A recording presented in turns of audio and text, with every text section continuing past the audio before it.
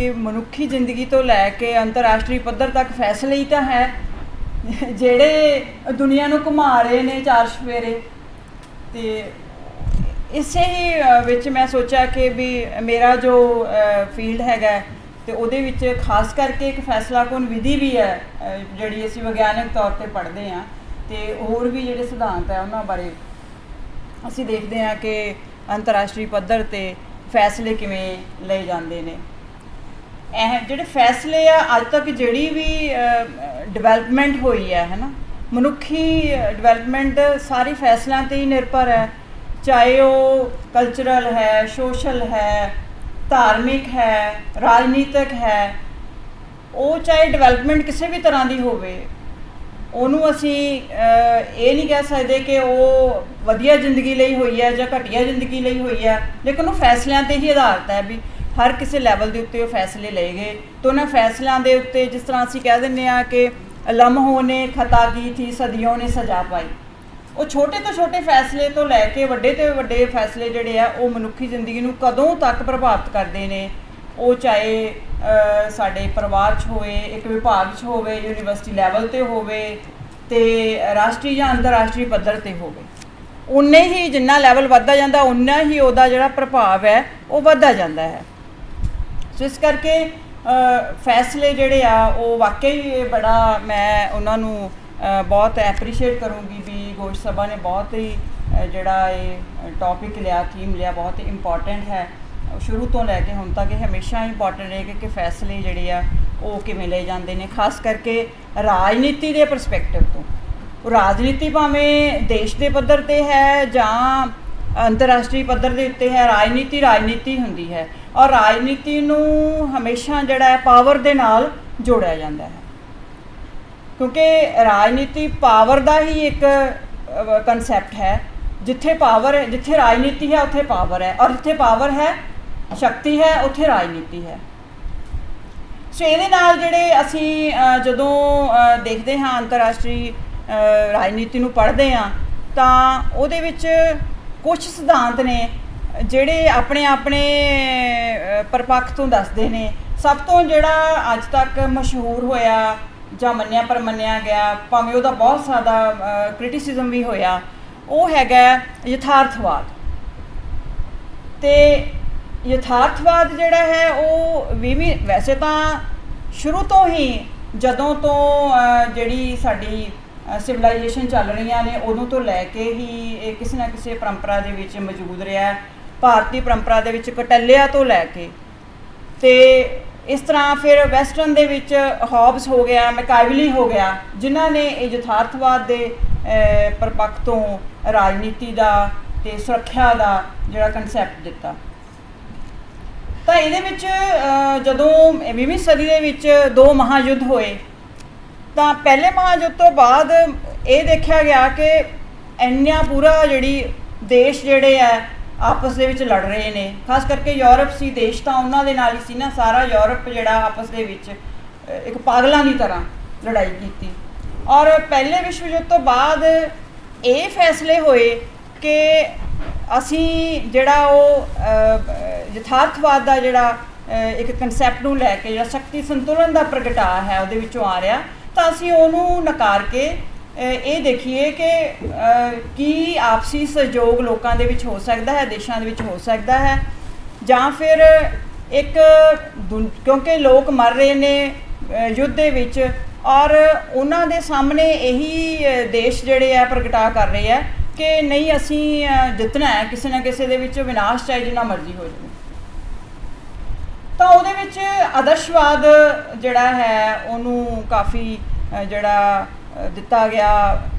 Importance ਦਿੱਤੀ ਗਈ ਕਿ ਵੀ ਨਹੀਂ ਜਿਹੜੀ ਦੁਨੀਆ ਹੈ ਉਹ ਯੁੱਧ ਤੋਂ ਬਿਨਾਂ ਰਹਿ ਸਕਦੀ ਹੈ,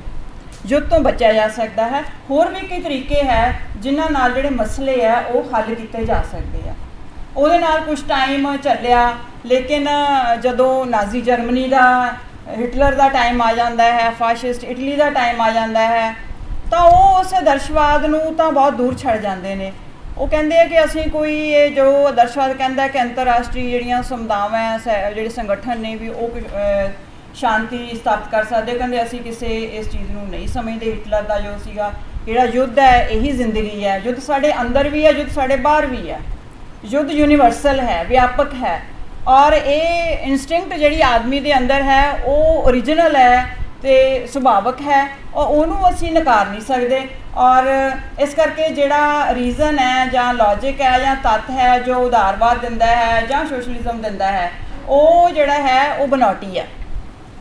ਇਸ ਕਰਕੇ ਸਾਡੇ ਅੰਦਰ, ਚਾਹੇ ਉਹਦਾ ਬਾਅਦ ਹਿਟਲਰ ਇਸੇ ਹੀ ਕਨਸੈਪਟ ਦੇ ਉੱਤੇ ਚੱਲਦਾ ਹੈ, ਔਰ ਫਿਰ 1940 ਦਿਆਂ ਵਿੱਚ ਜਿਹੜਾ ਹੈਗਾ ਦੂਸਰਾ ਵਿਸ਼ਵ ਯੁੱਧ ਹੁੰਦਾ ਹੈ, ਔਰ ਫਿਰ ਯਥਾਰਥਵਾਦ ਦੁਬਾਰਾ ਜਿਹੜਾ ਉਭਰਦਾ ਹੈਗਾ। ਔਰ ਜਿਸ ਦੇ ਵਿੱਚ ਖਾਸ ਕਰਕੇ ਜਿਹੜਾ ਹੈ ਜਿਹੜਾ ਕਲਾਸੀਕਲ, ਜਿਹਨੂੰ ਅਸੀਂ ਯਥਾਰਥਵਾਦ ਦਾ ਜਿਹੜਾ ਸਿਧਾਂਤ ਬਹੁਤ ਹੀ ਪ੍ਰਬਲ ਹੁੰਦਾ ਹੈ, ਔਰ ਹੌਬਸੀਅਨ ਅਤੇ ਮੈਕੈਵਲੀ ਕਨਸੈਪਟ ਨੂੰ ਲੈ ਕੇ ਕਿ ਜਿਹੜਾ ਹਿਊਮਨ ਬੀਇੰਗਸ ਹੈ ਉਹ ਹਮੇਸ਼ਾ ਜਿਹੜੀਆਂ ਸੈਲਫ ਸੀਕਿੰਗ ਨੇ, ਪਾਵਰ ਸੀਕਿੰਗ ਨੇ, ਔਰ ਇਸ ਕਰਕੇ ਦੇਸ਼ ਜਿਹੜੇ ਹੈ ਉਹਨਾਂ ਤੋਂ ਅਸੀਂ ਆਪਸੀ ਸਹਿਯੋਗ ਦੀ ਉਮੀਦ ਨਹੀਂ ਕਰ ਸਕਦੇ, ਕਿਉਂਕਿ ਹਿਊਮਨ ਨੇਚਰ ਹੀ ਇੱਦਾਂ ਦੀ ਹੈ। ਮਨੁੱਖ ਜਿਹੜਾ ਸੁਭਾਅ ਦੇ ਤੌਰ ਦੇ ਉੱਤੇ ਹੀ ਇੱਕ ਉਹਦੇ ਅੰਦਰ ਦੋਨੋਂ ਤਰ੍ਹਾਂ ਦੀਆਂ ਜਿਹੜੀਆਂ ਚੱਲ ਰਹੀਆਂ, ਚਾਹੇ ਛਾਈਆਂ, ਲੇਕਿਨ ਜਿਹੜੀ ਉਹਨਾਂ ਦੀ ਪਾਵਰ ਸੀਕਿੰਗ ਅਤੇ ਸੈਲਫ ਸੀਕਿੰਗ ਦੀ ਕਨਸੈਪਟ ਹੈ ਉਹਨੂੰ ਮੈਨੇਜ ਤਾਂ ਕੀਤਾ ਜਾ ਸਕਦਾ ਹੈ, ਲੇਕਿਨ ਉਹਨੂੰ ਮਤਲਬ ਅਸੀਂ ਕੱਢ ਨਹੀਂ ਸਕਦੇਗੇ ਜਿਹੜੇ ਅੰਤਰਰਾਸ਼ਟਰੀ ਸੰਬੰਧਾਂ ਦੇ ਵਿੱਚੋਂ। ਸੋ ਅੰਤਰਰਾਸ਼ਟਰੀ ਜਿਹੜੀ ਸ਼ਕਤੀ ਦਾ ਸੰਤੁਲਨ ਹੈਗਾ ਉਹਦੇ ਦੁਆਰਾ ਹੀ ਅਸੀਂ ਮੈਨੇਜ ਕਰ ਸਕਦੇ ਹਾਂ, ਪਾਵਰ ਨੂੰ, ਸ਼ਕਤੀ ਨੂੰ ਅਸੀਂ ਮੈਨੇਜ ਕਰ ਸਕਦੇ ਹਾਂ। ਚਾਹੇ ਕਿ ਜਿਹੜੇ ਹਾਲਾਂਕਿ ਇਹ ਮੰਨਦੇ ਆ ਰੀਅਲਿਸਟਿਸਟ ਖਾਸ ਕਰਕੇ ਹੈਂਸਬਰਗ ਐਂਥੋ ਕਿ ਜਿਹੜੇ ਲੀਡਰ ਹੁੰਦੇ ਨੇ ਦੇਸ਼ਾਂ ਦੇ, ਉਹ ਲੀਡਰ ਭਾਵੇਂ ਆਪਣੀ ਵਿਚਾਰਧਾਰਾ, ਆਪਣਾ ਜਿਹੜਾ ਸੁਭਾਅ ਹੈ ਜਾਂ ਆਪਣੇ ਇੰਟਰਸਟ ਹੈ, ਉਹ ਕਿਸੇ ਨਾ ਕਿਸੇ ਤਰ੍ਹਾਂ ਉਸ ਨੂੰ ਮਤਲਬ ਇੰਪਲੀਮੈਂਟ ਕਰਨ ਦੀ ਕੋਸ਼ਿਸ਼ ਕਰਦੇ ਆ ਆਪਣੀਆਂ ਪਾਲਿਸੀਆਂ ਦੇ ਵਿੱਚ, ਲੇਕਿਨ ਅਕਸਰ ਦੇਸ਼ ਜਿਹੜੇ ਆ ਉਹ ਇੱਕੋ ਤਰ੍ਹਾਂ ਹੀ ਵਿਚਰਦੇ ਨੇ। ਉਹ ਸਾਰੇ ਦੇਸ਼ ਹੈ ਜਿਹੜੇ ਉਹ ਸ਼ਕਤੀ ਦੇ ਪਿੱਛੇ ਨੇ, ਨੈਸ਼ਨਲ ਇੰਟਰਸਟ ਸਭ ਤੋਂ ਪ੍ਰਮੁੱਖ ਹੁੰਦਾ ਹੈ, ਔਰ ਨੈਸ਼ਨਲ ਇੰਟਰਸਟ ਜਿਹੜਾ ਹੈ, ਰਾਸ਼ਟਰੀ ਹਿੱਤ ਜਿਹੜਾ ਹੈ ਉਹ ਸ਼ਕਤੀ ਦੇ ਵਿੱਚ ਹੈ, ਉਹ ਪਾਵਰ ਨੂੰ ਗ੍ਰਹਿਣ ਕਰਨ ਦੇ ਵਿੱਚ ਹੈ। ਇਸ ਕਰਕੇ ਜਿਹੜੇ ਲੀਡਰ ਹੈ ਚਾਹੇ ਉਹ ਕਿੰਨੇ ਵੀ ਐਫੀਸ਼ੀਐਂਟ ਹੋਣ, ਕਿਸੇ ਵੀ ਤਰ੍ਹਾਂ ਹੋਣ, ਉਹਦਾ ਕੋਈ ਬਹੁਤਾ ਫਰਕ ਨਹੀਂ ਪੈਂਦਾ। ਹਾਲਾਂਕਿ ਉਹ ਥੋੜ੍ਹਾ ਬਹੁਤਾ ਮੰਨਦੇ ਆ ਕਿ ਹਰ ਇੱਕ ਆਪਣੇ ਜਿਹੜਾ ਦੁਨੀਆ ਦੇ ਵਿੱਚ ਜਾਂ ਆਪਣੇ ਦੇਸ਼ ਦੇ ਵਿੱਚ ਪਾਪੂਲਰ ਹੋਣ ਵਾਸਤੇ ਉਹ ਆਪਣੀ ਵਿਚਾਰਧਾਰਾ ਨੂੰ ਅੱਗੇ ਰੱਖਦਾ ਹੈ ਜਾਂ ਪੇਸ਼ ਕਰਦਾ ਹੈ, ਪਰ ਉਹ ਉਹਨਾਂ ਦੇ ਅੱਗੇ ਲਿਮਟਿਡ ਰਸਤੇ ਹੁੰਦੇ ਆ, ਉਹ ਜ਼ਿਆਦਾ ਉਸ ਨੂੰ ਫੈਲਾ ਨਹੀਂ ਸਕਦੇਗੇ।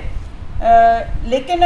ਹਰ ਇੱਕ ਜਿਹੜੇ ਲੀਡਰ ਹੈ, ਜੇ ਅਸੀਂ ਉਸ ਸਿਧਾਂਤ ਦੇ ਨਾਲ ਇੱਕ ਇਹ ਵਿਚਾਰ ਵੀ ਆਉਂਦਾ ਹੈ ਕ੍ਰਿਟਿਸਿਜ਼ਮ ਦੇ ਪੁਆਇੰਟ ਦੇ ਉੱਤੋਂ, ਜਾਂ ਅਸੀਂ ਆਪਣੇ ਜਿਹੜੇ ਹੈ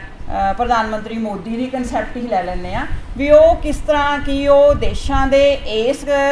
ਲਾਅ ਦੇ ਮੁਤਾਬਕ ਚੱਲਦਾ ਹੈ, ਜਾਂ ਉਹਦੇ ਆਪਣੇ ਵੀ ਕਈ ਇੰਟਰਸਟ ਹੈ, ਜਾਂ ਆਪਣੇ ਇੰਟਰਸਟ ਉਹਦੇ ਕਿਸੇ ਵੀ ਉਹਦੇ ਆਪਣੇ ਨਜ਼ਦੀਕੀਆਂ ਦੇ ਥਰੂ ਉਹ ਪੂਰੇ ਕਰ ਰਹੇ ਆ। ਇਹਦੇ ਵਿੱਚ ਇੱਕ ਛੋਟਾ ਜਿਹਾ ਅਸੀਂ ਉਦਾਹਰਨ ਦੇ ਸਕਦੇ ਹਾਂ ਕਿ ਇੰਡੀਆ ਅਤੇ ਆਸਟ੍ਰੇਲੀਆ ਦਾ ਜੋ ਫੈਸਲੇ ਹੋਏ ਕਈ, ਜਿਹਦੇ ਵਿੱਚ ਅਡਾਨੀ ਗਰੁੱਪ ਜਿਹੜਾ ਹੈ ਉਹਦੀਆਂ ਉੱਥੇ ਬਹੁਤ ਸਾਰੀਆਂ ਜਿਹੜਾ ਟਰੇਡ ਦੇ ਫੈਸਲੇ ਹੋਏ, ਜਿਹਦੇ ਵਿੱਚ ਰੇਲਵੇ ਦਾ, ਮਾਈਨਿੰਗ ਦਾ, ਔਰ ਇੱਥੋਂ ਆਟਾ ਤੱਕ ਦਾ, ਵੀ ਆਟਾ ਜਿਹੜਾ ਹੈ ਆਸਟ੍ਰੇਲੀਆ ਦੇ ਵਿੱਚ ਅਡਾਨੀ ਗਰੁੱਪ ਵੇਚੇਗਾ, ਜਿਸ ਦੇ ਨਾਲ ਜਿਹੜੇ ਭਾਰਤ ਦੇ ਜਿਹੜੇ ਦੂਜੇ ਕੰਪਨੀਆਂ ਸੀ ਜਿਵੇਂ ਆਸ਼ੀਰਵਾਦ ਹੈ ਜਾਂ ਹੋਰ ਤਰ੍ਹਾਂ ਦਾ, ਉਹਨਾਂ ਦਾ ਬੰਦ ਕੀਤਾ ਗਿਆ ਵੀ ਇਹ ਨਹੀਂ ਸਿਰਫ ਅਡਾਨੀ ਗਰੁੱਪ ਹੀ ਉੱਥੇ ਇਹ ਪ੍ਰੋਵਾਈਡ ਕਰੇਗਾ। ਔਰ ਉਹਦੇ ਨਾਲ ਕੀ ਹੋਇਆ ਕਿ ਉੱਥੇ ਜਿਹੜਾ ਆਟੇ ਦਾ ਮੁੱਲ ਵੱਧ ਜਾਂਦਾ ਹੈ। ਹਾਲਾਂਕਿ ਉੱਥੇ ਵੀ ਆਸਟ੍ਰੇਲੀਆ ਵਿੱਚ ਸਾਡੇ ਪੰਜਾਬ ਦੇ ਇੱਕ ਗਰੇਵਾਲ ਗਰੁੱਪ ਹੈਗੇ ਜਿਹੜੇ ਆਟਾ ਸਪਲਾਈ ਕਰਦੇ ਆ, ਲੇਕਿਨ ਉਹਨਾਂ ਨੇ ਬਹੁਤ ਫਾਈਟ ਕੀਤਾ ਉੱਥੇ ਕਿ ਅਸੀਂ ਆਟੇ ਦਾ ਜਿਹੜਾ ਮੁੱਲ ਨਹੀਂ ਵਧਣ ਦੇਵਾਂਗੇ। ਔਰ ਕਰੋਨਾ ਦੇ ਕਾਲ ਦੇ ਵਿੱਚ ਖਾਸ ਕਰਕੇ ਵੀ ਕਰੋਨਾ ਦੇ ਵਿੱਚ ਵੀ ਦੇਸ਼ ਜਿਹੜੇ ਆ ਦੇਖ ਰਹੇ ਆ ਕਿ ਕਿਸੇ ਆਪਣੇ ਖਾਸ ਸੰਬੰਧੀ ਨੂੰ ਕਿਸ ਤਰ੍ਹਾਂ ਅਸੀਂ ਪ੍ਰਮੋਟ ਕਰਨਾ ਹੈ, ਤਾਂ ਉਹਦੇ ਵਿੱਚ ਉਹਨਾਂ ਨੇ ਉੱਥੇ ਹੀ ਸਾਡੇ ਪੰਜਾਬੀਆਂ ਨੇ ਇਸ ਚੀਜ਼ ਨੂੰ ਫਾਈਟ ਕੀਤਾ। ਇਸ ਗੱਲ ਦੇ ਵਿੱਚ ਅਡਾਨੀ ਦੇ ਉੱਥੇ ਜੋ ਰੇਲਵੇ ਲਾਈਨ ਮਾਈਨਰ, ਉੱਥੇ ਵੀ ਬਹੁਤ ਜ਼ਿਆਦਾ ਵਿਰੋਧ ਹੈ ਆਸਟ੍ਰੇਲੀਆ ਦੇ ਵਿੱਚ, ਲੇਕਿਨ ਆਸਟ੍ਰੇਲੀਆ ਨੈਸ਼ਨਲ ਤੌਰ 'ਤੇ ਭਾਰਤ ਦੇ ਵਿੱਚ ਆਪਣੇ ਜੋ ਇੰਟਰਸਟ ਦੇਖ ਰਿਹਾ ਉਸ ਦੇ ਅਧੀਨ ਉਹਨਾਂ ਨੇ ਇਹ ਫੈਸਲੇ ਲਏ। ਲੇਕਿਨ ਦੂਜੇ ਪਾਸੇ ਜੇ ਅਸੀਂ ਕਿ ਪ੍ਰਧਾਨ ਮੰਤਰੀ ਮੋਦੀ ਜੇ ਦੇਖੇ ਕਿ ਇਹਦੇ ਵਿੱਚ ਨੈਸ਼ਨਲ ਇੰਟਰਸਟ ਹੈ, ਮੋਦੀ ਦੇ ਅਡਾਨੀ ਦੇ ਜਿਹੜੇ ਪ੍ਰਮੋਟ ਕਰਨੇ ਉਹ 'ਚ ਕੋਈ ਨੈਸ਼ਨਲ ਇੰਟਰਸਟ ਨਹੀਂ ਹੈ। ਸੋ ਇਹ ਨਾਲ ਜਿਹੜੇ ਆ ਇਹ ਕ੍ਰਿਟਿਸਿਜ਼ਮ ਦੇ ਪੁਆਇੰਟ ਵੀ ਜਿਹੜੇ ਸਿਧਾਂਤਾਂ ਦੇ ਦੌਰ ਦੇ ਉੱਤੇ ਆ ਜਾਂਦੇ ਆ। ਔਰ ਇਸੇ ਤਰ੍ਹਾਂ ਇਸ ਤੋਂ ਬਾਅਦ ਜਿਹੜਾ ਹੈਗਾ ਹਿਊਮਨ ਨੇਚਰ ਤੋਂ ਬਾਅਦ ਆਦਰਸ਼ਵਾਦ ਕਹਿੰਦਾ ਕਿ ਹਿਊਮਨ ਨੇਚਰ ਜਿਹੜੀ ਹੈ ਹਮੇਸ਼ਾ ਔਰ ਸਾਰਿਆਂ ਦੀ ਬੁਰੀ ਨਹੀਂ ਹੁੰਦੀ ਗੀ। ਉਹਨਾਂ ਦੇ ਵਿੱਚ ਜੇ ਬੁਰੀ ਵੀ ਹੈ ਤਾਂ ਉਹਨੂੰ ਸੁਧਾਰਿਆ ਜਾ ਸਕਦਾ ਹੈ। ਉਹ ਕਿਸੇ ਨਾ ਕਿਸੇ ਤਰ੍ਹਾਂ ਮਤਲਬ ਐਜੂਕੇਸ਼ਨ ਰਿਫੋਰਮ ਦੇ ਤੌਰ ਦੇ ਉੱਤੇ ਜਾਂ ਕਿਸੇ ਹੋਰ 'ਤੇ ਆ ਉਹਦੇ ਵਿੱਚ ਇਹ ਕਿਸੇ ਨਾ ਕਿਸੇ ਤਰ੍ਹਾਂ ਸੁਧਾਰਿਆ ਜਾ ਸਕਦਾ ਹੈ। ਅਤੇ ਉਹਦੇ ਵਿੱਚੋਂ ਜਦੋਂ ਨਵ ਯਥਾਰਥਵਾਦ ਆਉਂਦਾ ਹੈ ਕਿ ਮਾਰਗੈਂਥੋ ਦੀ ਉਸ ਥਿਊਰੀ ਦੇ ਵਿੱਚ ਜਿਹੜਾ ਵੀ ਮਨੁੱਖੀ ਸੁਭਾਅ ਬਦਲ ਸਕਦਾ ਹੈ, ਉਹ ਕਹਿੰਦੇ ਕਿ ਮਨੁੱਖੀ ਸੁਭਾਅ ਦਾ ਅੰਤਰਰਾਸ਼ਟਰੀ ਦੇ ਉੱਤੇ ਜ਼ਿਆਦਾ ਰੋਲ ਨਹੀਂ ਹੈਗਾ। ਰੋਲ ਹੈਗਾ ਇਹਦਾ ਅੰਤਰਰਾਸ਼ਟਰੀ ਜਿਹੜਾ ਪਾਵਰ ਸਟਰਕਚਰ ਹੈ, ਪੋਲੀਟੀਕਲ ਸਟਰਕਚਰ ਕੀ ਚੱਲ ਰਿਹਾ ਹੈ ਐਟ ਐਨੀ ਗਿਵਨ ਟਾਈਮ। ਜਦੋਂ ਦਾ ਅਸੀਂ ਦੇਖਣਾ ਹੈ ਕਿ ਵੀ ਇਸ ਟਾਈਮ 'ਤੇ ਬਾਈਪੋਲਰ ਹੈ, ਦੋ ਧਰੁਵੀ ਹੈ, ਬਹੁਤ ਧਰੁਵੀ ਹੈ, ਕਿਸ ਤਰ੍ਹਾਂ ਦਾ ਚੱਲ ਰਿਹਾ ਹੈ। ਸੋ ਕੋਲਡ ਵਾਰ ਦੇ ਦੌਰਾਨ ਇਹ ਕਿ ਕੋਲਡ ਵਾਰ ਬਾਈਪੋਲਰਿਟੀ ਜਿਹੜੀ ਚੱਲ ਰਹੀ ਸੀ, ਦੋ ਧਰੁਵੀ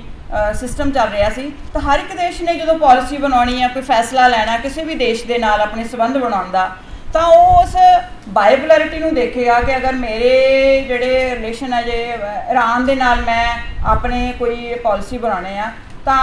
ਅਮਰੀਕਾ ਕਿਵੇਂ ਰਿਐਕਟ ਕਰੇਗਾ ਜਾਂ ਰਸ਼ੀਆ ਕਿਵੇਂ ਰਿਐਕਟ ਕਰੇਗਾ। ਵੀ ਉਸ ਸਟਰਕਚਰ ਦੇ ਵਿੱਚ ਫੈਸਲੇ ਹੁੰਦੇ ਨੇ ਅੰਤਰਰਾਸ਼ਟਰੀ, ਨਾ ਕਿ ਹਿਊਮਨ ਨੇਚਰ ਹੈ ਜਿਹੜੀ ਉਹ ਪਰਸਨਲ ਲੈਵਲ ਦੇ ਉੱਤੇ ਰਹਿ ਜਾਂਦੀ ਹੈ। ਕਿਉਂਕਿ ਕਹਿੰਦੇ ਆ ਉਹ ਆਦਰਸ਼ਵਾਦ ਆਪਣਾ ਯਥਾਰਥਵਾਦ ਇਹੀ ਕਹਿੰਦਾ ਕਿ ਜਿਹੜੇ ਮਨੁੱਖੀ ਸੁਭਾਅ ਦੇ ਵਿੱਚ ਅਸੀਂ ਮੋਰਲ ਆਈਡੀਆਜ਼ ਨੂੰ ਲੈਂਦੇ ਹਾਂ, ਸਾਡੇ ਜਿਹੜੇ ਮੁੱਲ ਹੈ ਉਹਨਾਂ ਦੇ ਵਿੱਚ ਉਹ ਅੰਤਰਰਾਸ਼ਟਰੀ ਪੱਧਰ ਦੇ ਉੱਤੇ ਲਾਗੂ ਨਹੀਂ ਹੁੰਦੇ ਗੇ। ਉਹ ਕਹਿੰਦੇ ਕਿ ਇੱਕ ਜਿਹੜਾ ਇੰਡੀਵਿਜੂਅਲ ਹੈ, ਵਿਅਕਤੀ ਹੈ, ਉਹ ਕਿਸੇ ਖਾਸ ਕਾਰਨਾਂ ਕਰਕੇ ਜਾਂ ਮੋਰਲ ਵੈਲਿਊਜ਼ ਕਰਕੇ ਵੀ ਅਸੀਂ ਇਮਾਨਦਾਰ ਰਹਿਣਾ ਹੈ, ਅਸੀਂ ਸਮਾਜ ਦੇ ਲਈ ਕੰਮ ਕਰਨਾ ਹੈ, ਔਰ ਉਹਦੇ ਕਰਕੇ ਕਈ ਵਾਰੀ ਉਹ ਜਾਨ ਵੀ ਦੇ ਸਕਦੇ ਆ। ਪਰ ਇੱਕ ਦੇਸ਼ ਨੂੰ ਇਹਨਾਂ ਕਾਰਨਾਂ ਕਰਕੇ ਕਿ ਅਸੀਂ ਅੰਤਰਰਾਸ਼ਟਰੀ ਸਹਿਯੋਗ ਤੇ ਦੇਣਾ ਹੈ, ਅਸੀਂ ਯੁੱਧ ਨਹੀਂ ਕਰਨਾ ਹੈ, ਜਾਂ ਇਸ ਤਰ੍ਹਾਂ ਦੇ ਜਿਹੜੇ ਮੁੱਲ ਹੈਗੇ ਆ, ਵੀ ਉਹਦੇ ਕਰਕੇ ਇੱਕ ਦੇਸ਼ ਨੂੰ ਜਿਹੜਾ ਹੈ ਸੈਕਰੀਫਾਈਸ ਨਹੀਂ ਕੀਤਾ ਜਾ ਸਕਦਾ ਗਾ। ਸੋ ਅੰਤਰਰਾਸ਼ਟਰੀ ਪੱਧਰ 'ਤੇ ਜਿਹੜੇ ਹੈ ਜਿਹੜੇ ਲੋਕਲ ਪੱਧਰ ਦੇ ਉੱਤੇ ਜਿਹੜੇ ਆ ਉਹ ਮਾਨਵੀ ਮੁੱਲਾਂ ਦੇ ਵਿੱਚ ਫਰਕ ਜਿਹੜਾ ਹੈ ਉਹ ਦਰਸਾਉਂਦੇ ਨੇ। ਸੋ ਇਸ ਕਰਕੇ ਜਿਹੜਾ ਲੇਕਿਨ ਜਿਹੜਾ ਜਿਸ ਤਰ੍ਹਾਂ ਮਾਰਕਸਿਜ਼ਮ ਹੈ ਜਾਂ ਅਸੀਂ ਨਿਰਭਰਤਾ ਦਾ ਸਿਧਾਂਤ ਆਉਂਦਾ ਹੈ ਸਾਡੇ, ਉਹ ਤਾਂ ਸਿੱਧਾ ਹੀ ਕਹਿੰਦੇ ਆ ਕਿ ਹਾਂਜੀ ਜਿਹੜੇ ਦੇਸ਼ ਜਿਹੜੇ ਆ ਥਰਡ ਵਰਲਡ ਕੰਟਰੀਜ਼ ਆ, ਸਾਡੇ ਡਿਵੈਲਪਿੰਗ ਦੇਸ਼ ਹੈਗੇ ਆ, ਉਹ ਵਿਕਸਿਤ ਦੇਸ਼ਾਂ ਦੇ ਉੱਤੇ ਨਿਰਭਰ ਨੇ। ਇਹਨੂੰ ਅਸੀਂ ਨਿਰਭਰਤਾ ਦਾ ਸਿਧਾਂਤ ਕਹਿੰਦੇ ਆ, ਜਿਹਦੇ ਵਿੱਚ ਜਿਹੜਾ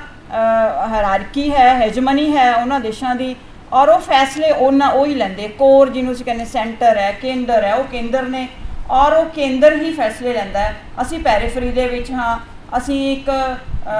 ਲੈਸ ਇੰਪੋਰਟੈਂਟ ਜਿਹੜੇ ਆ, ਸਾਡਾ ਕੋਈ ਬਹੁਤੀ ਜ਼ਿਆਦਾ ਇੰਪੋਰਟੈਂਸ ਨਹੀਂ ਹੈ ਦੁਨੀਆ ਦੇ ਵਿੱਚ ਫੈਸਲੇ ਲੈਣ ਦੀ ਇਹਨਾਂ ਦੇਸ਼ਾਂ ਦੀ। ਤਾਂ ਫੈਸਲੇ ਜਿਹੜੇ ਆ ਉਹ WTO ਦੇ ਲੈਵਲ 'ਤੇ, IMF ਲੈਵਲ ਦੇ ਉੱਤੇ ਜਾਂ ਕਿਸੇ UN ਲੈਵਲ ਦੇ ਉੱਤੇ ਫੈਸਲੇ ਉਹਨਾਂ ਦੇ ਹੀ ਹੁੰਦੇ ਆ। ਅਤੇ ਇਸ ਕਰਕੇ ਉਹ ਇਸ ਜਿਹੜੇ ਹੈਗੇ ਆ ਪਰਸਪੈਕਟਿਵ ਦੇ ਵਿੱਚੋਂ ਦੇਖਦਾ ਵੀ ਦੁਨੀਆ ਦੇ ਵਿੱਚ ਅੰਤਰਰਾਸ਼ਟਰੀ ਜਿਹੜੇ ਫੈਸਲੇ ਆ ਉਹ ਕਿਵੇਂ ਲਏ ਜਾਂਦੇ ਨੇ। ਲੇਕਿਨ ਇੱਕ ਵਿਧੀ ਹੈ ਜਿਹੜੀ ਹੈਗੀ ਆ ਡਿਸੀਜ਼ਨ ਮੇਕਿੰਗ, ਫੈਸਲਾਕੁਨ ਵਿਧੀ, ਇੱਕ ਵਿਗਿਆਨਕ ਤੌਰ ਦੇ ਉੱਤੇ ਵਿਗਿਆਨਕ ਜਿਹੜੀਆਂ ਸਾਡੇ ਸਿਧਾਂਤ ਆਏ ਸਾਰੀਆਂ ਜਿਹੜੇ ਸਮਾਜਿਕ ਵਿਗਿਆਨ ਦੇ ਵਿੱਚ, ਚਾਹੇ ਸੋਸ਼ੋਲੋਜੀ ਹੈ, ਇਕਨੋਮਿਕਸ ਹੈ, ਸਾਰਿਆਂ ਦੇ ਵਿੱਚ ਆਏ, ਜਿਨ੍ਹਾਂ ਦੇ ਵਿੱਚੋਂ ਇਹ ਅੰਤਰਰਾਸ਼ਟਰੀ ਸੰਬੰਧਾਂ ਦੇ ਵਿੱਚ ਵੀ ਇੱਕ ਫੈਸਲਾਕੁਨ ਵਿਧੀ ਹੈ ਕਿ ਅੰਤਰਰਾਸ਼ਟਰੀ ਪੱਧਰ ਦੇ ਉੱਤੇ ਫੈਸਲੇ ਜਿਹੜੇ ਆ ਉਹ ਕਿਵੇਂ ਲਏ ਜਾਂਦੇ ਆ। ਤਾਂ ਉਹਦੇ ਵਿੱਚ ਰਿਚਰਡ ਸੈਂਡਰਸ ਸੀ, ਜੋਸਫ ਫਰੈਂਕਲ ਹੈ, ਜਿਨ੍ਹਾਂ ਨੇ ਇੱਕ ਮਾਡਲ ਤਿਆਰ ਕੀਤਾ ਕਿ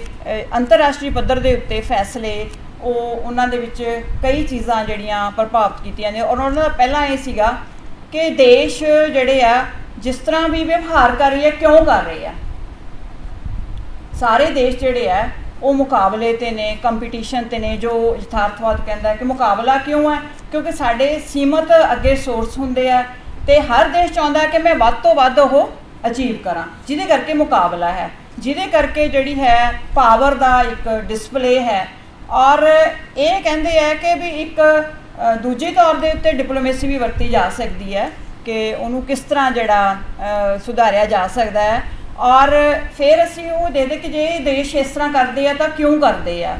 ਔਰ ਫੈਸਲੇ ਕਿੱਥੇ ਲਏ ਜਾਂਦੇ ਆ, ਕੌਣ ਫੈਸਲੇ ਲੈਂਦਾ, ਕਿੱਥੇ, ਔਰ ਫੈਸਲਿਆਂ ਦਾ ਜਦੋਂ ਇਹ ਲੈ ਜਾਂਦੇ ਉਦੋਂ ਹਾਲਾਤ ਕੀ ਹੁੰਦੇ ਆ, ਉਹ ਹਾਲਾਤ ਵੀ ਉਹਨਾਂ ਦੇ ਵਿੱਚ ਬਹੁਤ ਇੰਪੋਰਟੈਂਟ ਹੁੰਦੇ ਆ।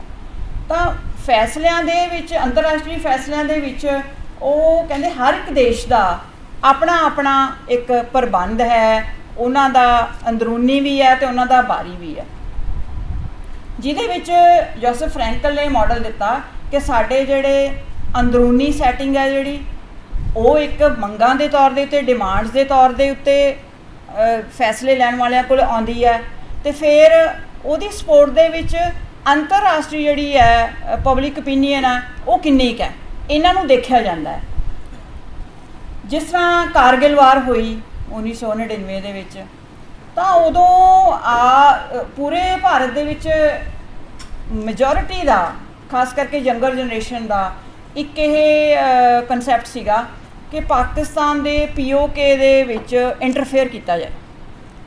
ਉੱਥੇ ਇੰਟਰੂਡ ਕੀਤਾ ਜਾਏ, ਅਫੈਂਸਿਵ ਐਕਸ਼ਨ ਲਿਆ ਜਾਏ ਅਤੇ ਉਹਨੂੰ ਆਕੂਪਾਈ ਕੀਤਾ ਜਾਏ, ਕਿ ਹਾਲਾਤ ਜਿਹੜੇ ਇਸ ਤਰ੍ਹਾਂ ਦੇ ਬਣ ਗਏ ਆ। ਕਾਫੀ ਹੱਦ ਤੱਕ ਸਾਡੇ ਵਾਜਪਾਈ ਸੀਗੇ ਉਦੋਂ ਪ੍ਰਾਈਮ ਮਿਨਿਸਟਰ, ਔਰ ਇਹ ਅੰਦਰ ਖਾਤੇ ਕਿਤੇ ਨਾ ਕਿਤੇ ਫੈਸਲਾ ਲਿਆ ਵੀ ਜਾਣ ਲੱਗਿਆ ਸੀ ਵੀ ਕਿਸ ਤਰ੍ਹਾਂ ਜਿਹੜਾ, ਕਿਉਂਕਿ ਸਾਡੇ 'ਤੇ ਅੰਦਰੂਨੀ ਸੈਟਿੰਗ ਦੀ ਬਹੁਤ ਜ਼ਿਆਦਾ ਉਹਨਾਂ ਦੇ ਉੱਤੇ ਜਿਹੜੀ ਹੈ ਮੰਗ ਹੋ ਗਈ ਸੀ, ਲੇਕਿਨ ਸਪੋਰਟ ਨਹੀਂ ਬਾਹਰੋਂ ਮਿਲ ਰਹੀ ਸੀ। ਦੂਸਰੇ ਦੇਸ਼ ਖਾਸ ਕਰਕੇ ਜਿਹੜੇ ਉਸ ਟਾਈਮ 'ਤੇ ਅੰਤਰਰਾਸ਼ਟਰੀ ਆਰਡਰ ਦੇ ਵਿੱਚ ਮਾਇਨੇ ਰੱਖਦੇ ਆ, ਚਾਹੇ ਉਹ USSR ਸੀ, ਚਾਹੇ ਉਹ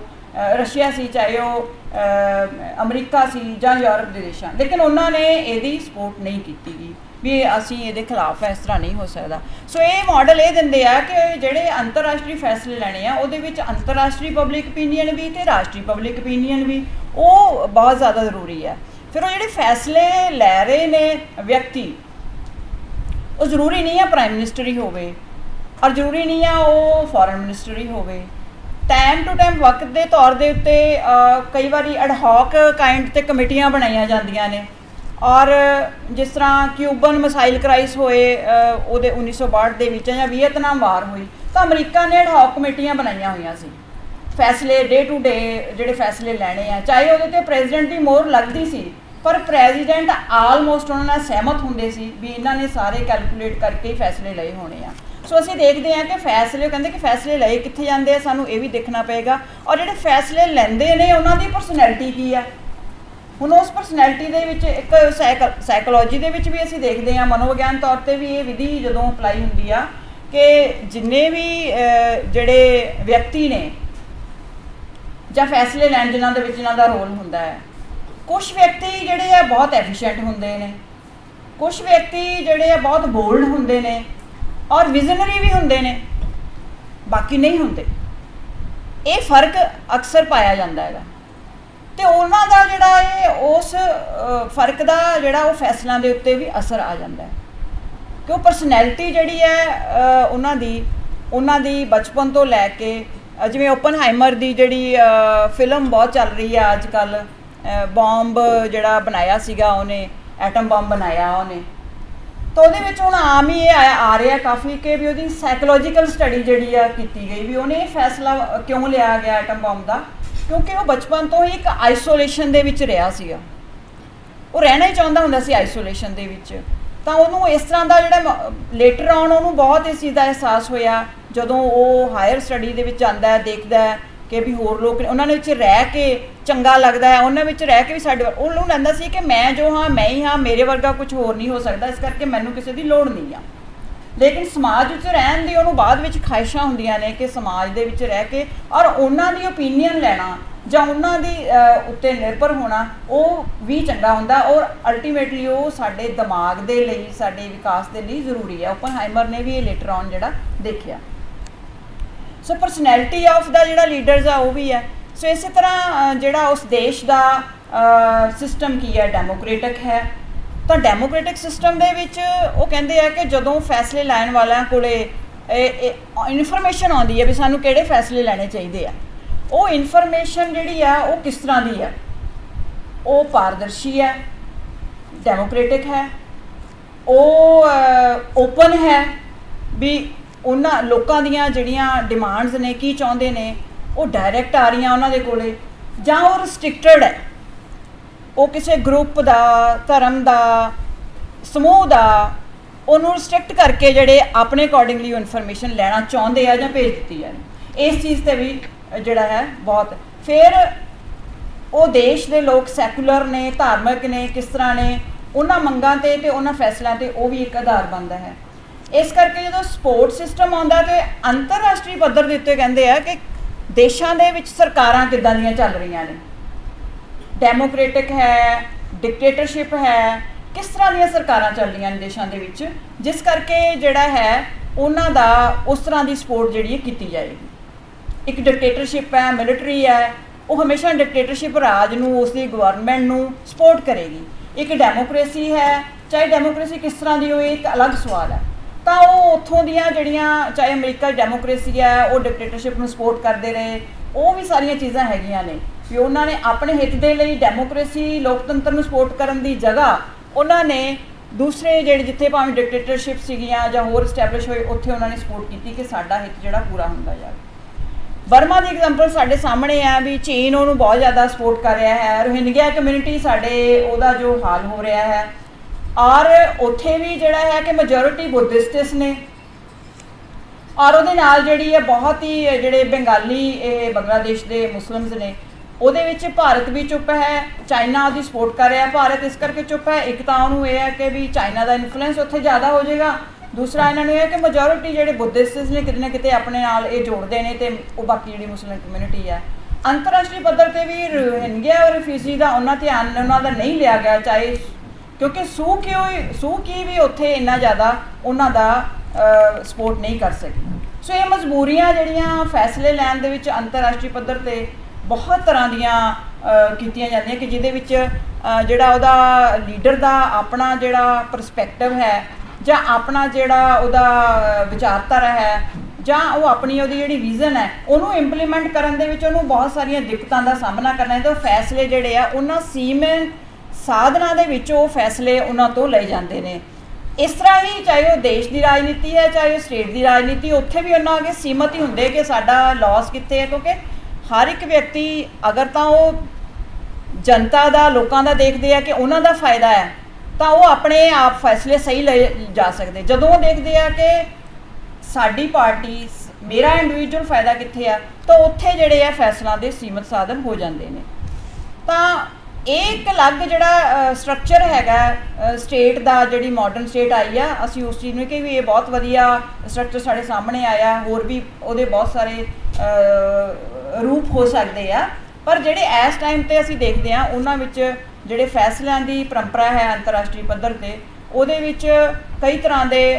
ਜਿਹੜੀਆਂ ਕੰਪਨੀਆਂ ਨੇ, ਖਾਸ ਕਰਕੇ ਕਾਰਪੋਰੇਟਸ ਹੈ, ਦੁਨੀਆ ਦੇ ਵਿੱਚ ਸਭ ਤੋਂ ਜਿਹੜੇ ਆਰਮਾਮੈਂਟ ਇੰਡਸਟਰੀ ਹੈ ਸਭ ਤੋਂ ਸਟਰੋਂਗ ਹੈ ਇਸ ਟਾਈਮ ਚੱਲ, ਉਹ ਅਮਰੀਕਾ ਦੀ ਆਰਮਾਮੈਂਟ ਇੰਡਸਟਰੀ ਹੈ। ਔਰ ਅਮਰੀਕਾ ਦੀ ਜਿਹੜੀ ਆਰਮਾਮੈਂਟ ਇੰਡਸਟਰੀ ਹੈ